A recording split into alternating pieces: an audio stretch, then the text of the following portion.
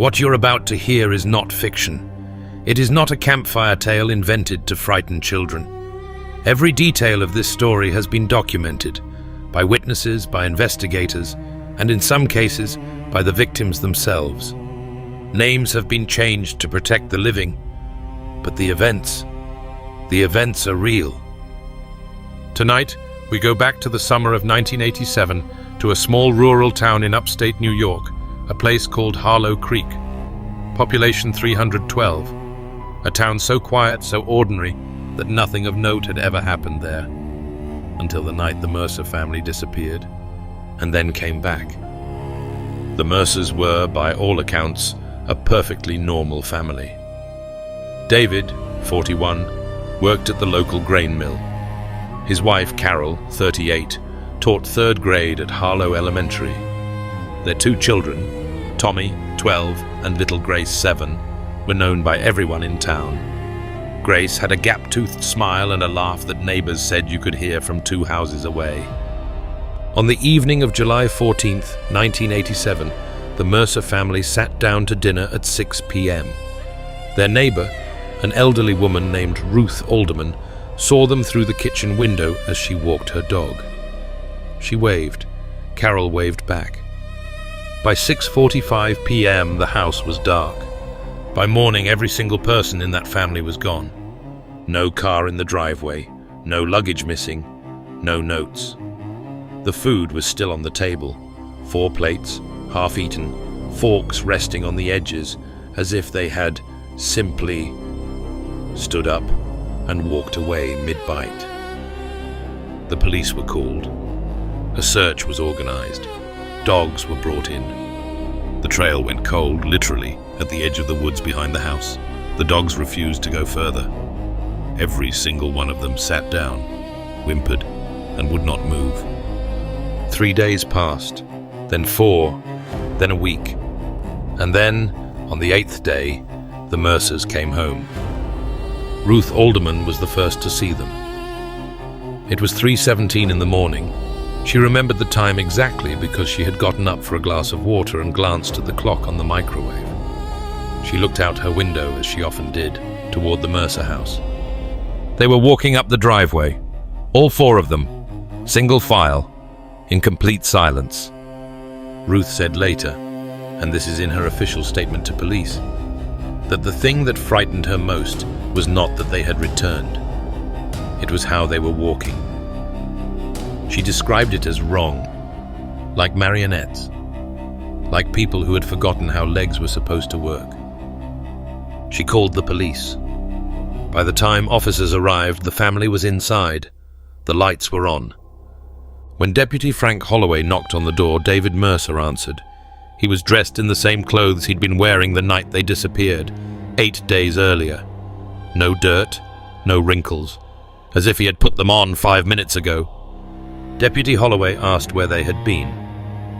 David Mercer looked at him for a long moment, a moment Holloway described as the longest 5 seconds of my life, and then smiled and said, "We went for a walk." That was all. We went for a walk. The children were seated at the kitchen table, same chairs. Grace was drawing with crayons. Tommy was reading a book. Carol was standing at the stove, stirring something in a pot. Holloway noted in his report that none of them looked at him. Not once. Not even Grace, who he had known since she was born. He asked if they were all right. David said yes. He asked if they needed medical attention. David said no. He asked if anything had happened to them. David turned to look at him again with that same smile and said, "Nothing happened. Everything is fine. Everything is exactly as it should be." Holloway left. He sat in his patrol car for 20 minutes before he could bring himself to drive. In the weeks that followed, the town of Harlow Creek tried to return to normal. The Mercers were back. They were alive. No crime had technically been committed. The case was quietly closed. But Ruth Alderman could not let it go. She had known Carol Mercer for 11 years. They had coffee together every Sunday morning. They had talked about everything, their childhoods, their fears, their dreams. Ruth knew Carol the way you only know someone after a decade of real friendship. And the woman living in that house was not Carol. She looked like Carol. She sounded like Carol. She knew things Carol knew, the names of Ruth's grandchildren, the story of how Ruth's husband had proposed to her, the recipe for the apple cake Ruth made every Thanksgiving. But she was not Carol. Ruth couldn't explain it in logical terms. It was something in the eyes, she said. Something behind them, or rather, the absence of something. Like looking at a photograph of a person, she told her daughter. It looks right, but there's nothing there. Others in town began to notice things too. Tommy Mercer returned to school in September.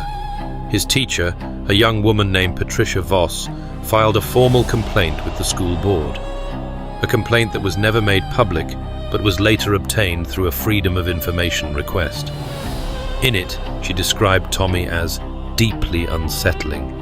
He answered every question correctly. He completed every assignment perfectly. He never misbehaved. But he never blinked. Patricia timed it once, she wrote. She watched Tommy for 11 minutes during a reading exercise. He did not blink a single time. When she asked him a question, casually, trying not to alarm him, she said, "Tommy, do you ever get tired?" He looked up from his book, smiled and said, "I don't need to rest anymore." Patricia requested a transfer to another school the following week. And then there was Grace. Sweet, gap-toothed Grace, with the laugh you could hear from 2 houses away. Grace no longer laughed. She no longer spoke much at all, in fact. But what disturbed people most was what she drew. Every day, in school, at home, wherever she could find paper, Grace drew the same thing. Over and over and over again. A dark forest, a clearing, and in the clearing, a shape. Not quite human, tall, impossibly thin, with too many joints in its arms. And it was always looking up. By October of 1987, a man named Dr. Leonard Fitch had heard about the Mercer case.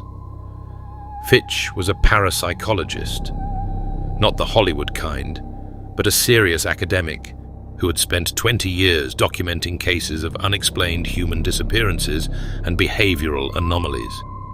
He had published 3 books. He had testified before a congressional subcommittee on unexplained phenomena in 1983. He came to Harlow Creek quietly, posing as a journalist writing a human interest story about the family's disappearance and return. He spent 6 weeks there. His notes, 340 pages of them, were found in his car after he was discovered on the side of Route 9 in November 1987, sitting in the driver's seat, staring straight ahead, completely unresponsive. He was taken to a psychiatric facility in Albany, where he remained for the rest of his life, never speaking another coherent word. But his notes survived. In them, he documented everything: his conversations with Ruth, with Patricia Voss, with Deputy Holloway, with other townspeople who had noticed things but said nothing out of fear of ridicule. He had also somehow managed to speak with the Mercers themselves. His notes from those conversations are the most disturbing part of the document. He wrote that David Mercer was cooperative, pleasant, and answered every question with a smile. But certain questions produced what Fitch called micro-delays, a pause of 1 to 2 seconds before answering, as if the response was being retrieved rather than recalled. He asked David what he remembered about the 8 days he was gone. David said, "We were shown things." Fitch asked what things. David said, "The real shape of the world. Most people never see it. We were lucky." Fitch asked if it had been frightening. David smiled, that smile again, and said, "Fear is a misunderstanding. We don't misunderstand anymore." Fitch wrote in his notes, in handwriting that becomes increasingly erratic toward the end. "They are not lying. They believe everything they say. Whatever happened to them in those woods did not break them or deceive them. It replaced them. Something is wearing the Mercer family, and it has been here long enough to learn how to smile. Fitch had gone into the woods. His notes describe it in detail. He went on a Tuesday afternoon in broad daylight, armed with a camera, a tape recorder, and a compass. The compass stopped working at approximately 200 meters in. He described the woods as wrong in a way that is difficult to articulate. The sounds were off, birds calling at the wrong intervals, as if they were mimicking bird sounds rather than making them naturally. The light filtered through the trees at angles that didn't match the position of the sun. And then he found the clearing. It was exactly as Grace had drawn it. A perfect circle of dead grass in the middle of the forest, roughly 30 feet in diameter. Nothing grew in it. Not a weed, not a blade of grass.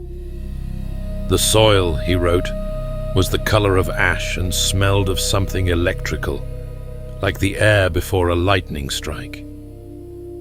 In the center of the clearing, the ground was depressed. A shallow bowl, perhaps 2 feet deep, perhaps 10 feet across. Fitch took photographs. He recorded audio. He collected soil samples. Then he heard something. He described it in his notes as a sound with no analog in human experience, not a voice, not an animal, not mechanical. He wrote, "It was the sound of something very large becoming aware of me." He ran. He made it back to his car. He drove to his motel. He spent the next 3 days writing everything down in a frenzy, barely sleeping, barely eating. On the 4th day, he drove out to Route 9 and stopped the car. And that was the last coherent thing Leonard Fitch ever did.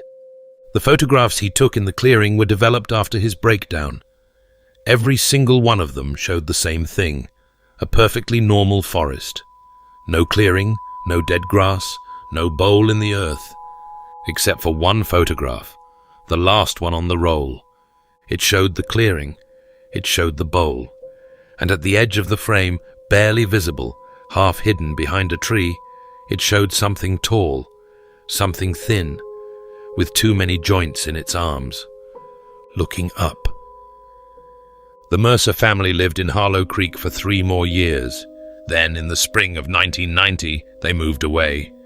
No forwarding address, no goodbye to neighbors. One morning, the house was occupied.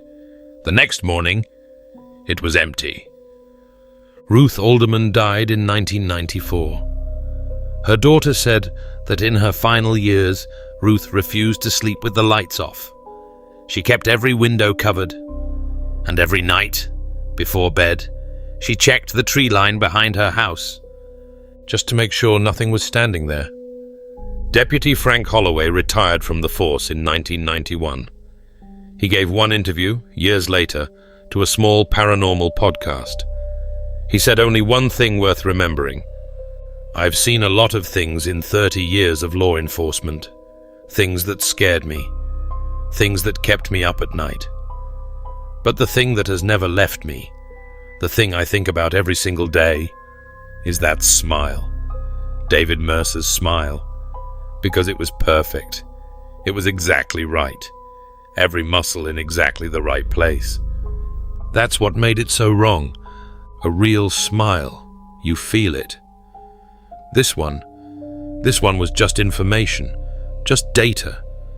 Like something had studied 10,000 smiles and averaged them all together.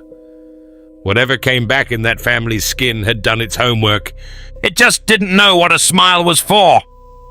The clearing in the woods behind the old Mercer house is still there.